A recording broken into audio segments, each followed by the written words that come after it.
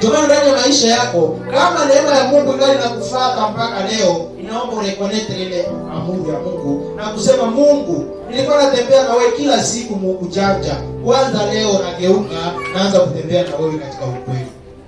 Haleluya. Basi shetani naye mjanja. Wakati unaendelea kufanya dhambi ile, shetani naye anatafuta komanda ile elimine maisha yako.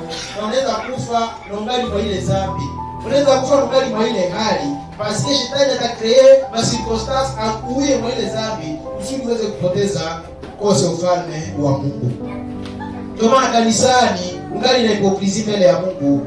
Katika muda huu nataka utubu na kuambia Mungu, nimeweza kuona upendo wako kwangu. Kila siku nafanyaka dhambi, weka niruhusu nikatike mkono. Kila siku nafanyaka msherati, weka niruhusu nipate sita. Tangia leo simama useme, Mungu, kwanza leo mimi natubu.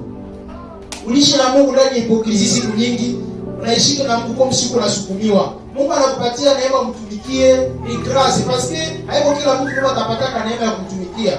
Wewe kutumikia Mungu unakuwa unafanya Mungu na mafia.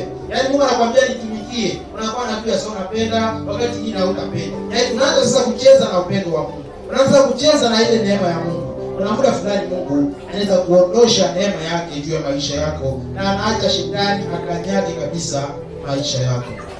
Haleluya.